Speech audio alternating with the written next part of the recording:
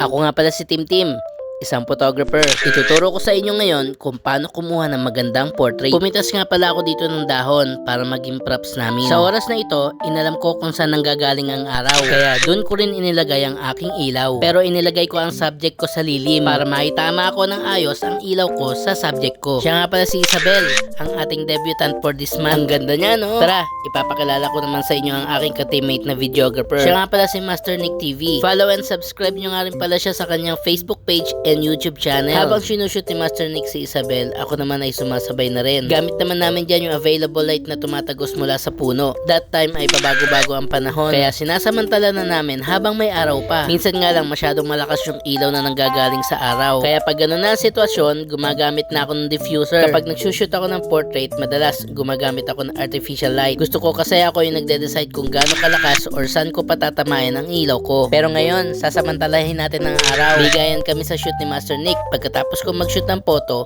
siya naman sa video. Maganda ang effect pag meron kang gamit na diffuser. Hindi nawawash out yung mga details sa skin at nagkakaroon na rin siya ng fill light para makatulong mag-eliminate ng mga shadows. O diba? Para na rin kami may dalang softbox. Thank you nga pala kay Master Nick at malaki pa sa akin yung reflector niya. At syempre, after ng aming first set, merienda naman. Ngayon, alam nyo na kung bakit hindi ako namamaya. Maraming salamat Tita Sky sa masarap naming meriendang corn dog. Dito nga pala namin sinut yung aming second set. Hindi na ako nakapag-vlog dito dahil feeling ko uulan. Ang ginamit ko naman na location dito ay yung sa may hagdan saka yung sa may flagpole. Napapakembot na si Master Nick ah. At after ng aming second set ay lunchtime naman. Grabe, parang hindi pa natutunaw yung kinain ko kanina. Ang bait talaga ni Tita Sky. Bihira yung gantong client mga ka-teammates. Yung sumasabay sa amin sa pagkain. At hindi pa nga ako natutunawan sa aming kinakain ay meron na naman binigay si Tita na sisig. Grabe, amoy pa lang, panalo na. Papunta na kami ng Kaliraya para sa third set ng aming pictorial. Sobrang ganda ng panahon that time. Mega love shoutout nga pala sa ating designer na si Sir Joel Mendoza at sa napakagaling nating hair and makeup artist na si Sir Jacob Montero. Isa nga din pala yan sa mga tips para gumanda ang inyong portfolio. Makipag-collab kayo sa mga professional nating designers at hair and makeup artists. Uy, nagpapalipad na pala ng blur si Master Nick. Maraming salamat nga pala sa aming PA na si Paring Lester. Sobrang saya ng shoot namin. Hindi namin naramdaman ang pagod sa shoot kada tawa. Kahit nagsimula kami ng 7 AM at tatapos kami ng 4 PM. Mega love shoutout nga pala sa grupo namin na Lagista or Lagunas Group of Litratista. Ang saya namin, no? Kaya join na kayo mga ka-teammates.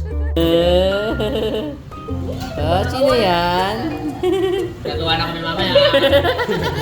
Siya nga pala si Sir Christian James, ang aming video editor for this project. Sobrang confident ako ngayon dahil meron akong magagaling na team gaya nito.